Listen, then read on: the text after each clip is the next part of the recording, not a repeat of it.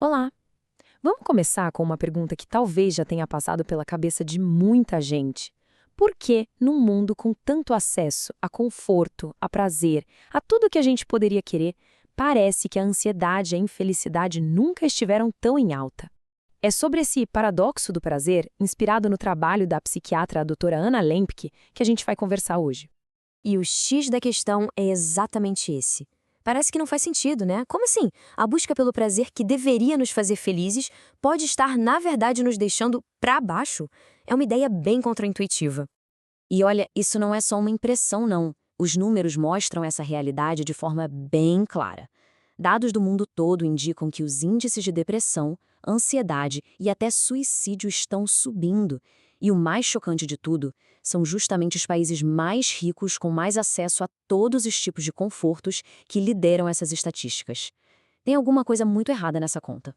Para a gente conseguir desvendar esse mistério, a gente precisa dar um mergulho dentro do nosso próprio cérebro e entender um mecanismo que é simplesmente fundamental, a nossa balança interna entre prazer e dor. E aqui vem uma das descobertas mais, impressionantes da neurociência. Prazer e dor não são processados em lugares diferentes. Eles são processados na mesmíssima parte do cérebro. Pensa nisso. Eles não são experiências opostas e separadas. São, na verdade, dois lados da mesma moeda, funcionando numa balança super delicada. O nosso cérebro tem uma regra de ouro, uma prioridade máxima: manter essa balança sempre equilibrada, sempre no 0 a 0. O nome desse processo é homeostase. E o detalhe mais importante é que qualquer desvio desse equilíbrio, mesmo que seja para o lado bom, para o lado do prazer, o cérebro interpreta como estresse. Por isso ele luta com todas as forças para voltar ao ponto neutro. Vamos tentar visualizar isso para ficar mais fácil.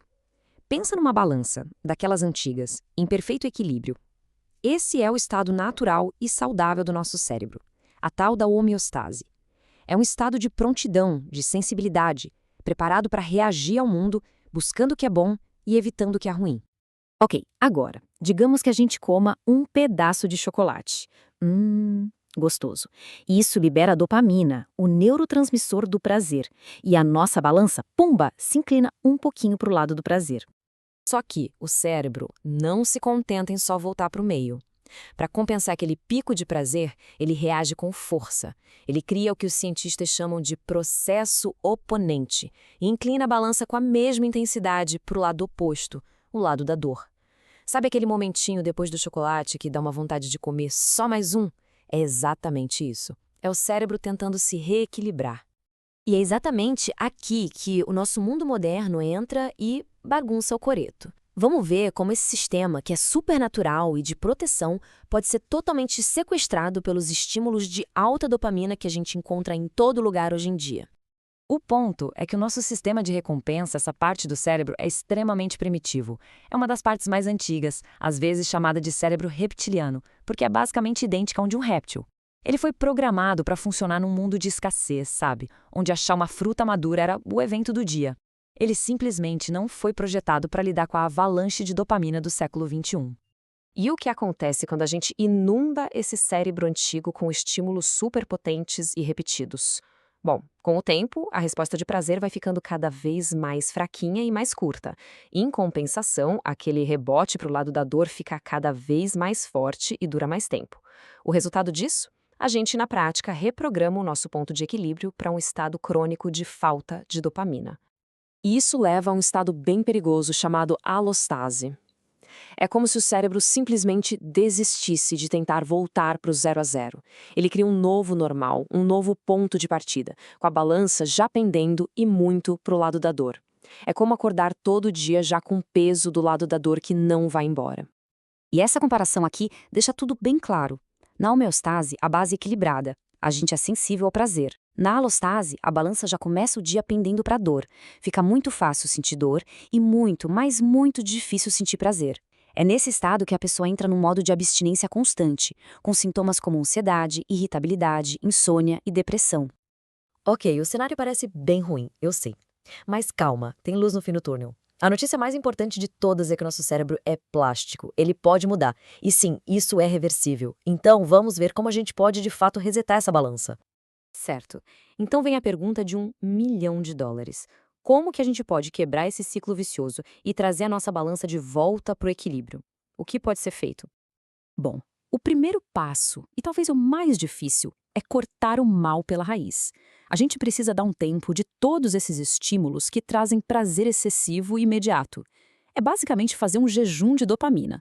Ficar um tempo longe dessas fontes de prazer intenso até o sistema de recompensa do cérebro conseguir se reequilibrar.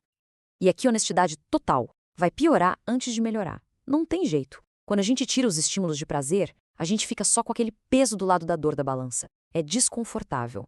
Mas, com persistência, geralmente por um período de no mínimo 1 mês, o cérebro começa a se curar. A homeostase é restaurada. E aí o prazer nas coisas simples da vida começa a voltar. E é disso que se trata, no final das contas. O grande objetivo é esse: redescobrir a nossa capacidade de sentir alegria nas coisas pequenas, no dia a dia. E essa talvez seja a virada de chave mais importante de todas.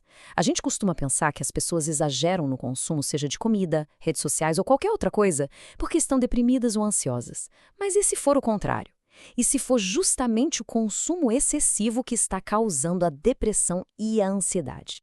Ao dar essa folga para o nosso cérebro, ao permitir que a balança se reequilibre, a gente devolve a ele a capacidade de se encantar com as coisas que realmente importam e que sustentam uma vida com mais significado. Então, para a gente fechar, fica essa reflexão. E se a verdadeira chave para a felicidade não for correr atrás de mais e mais estímulos, mas sim aprender a querer menos? É uma ideia poderosa para a gente levar para a vida.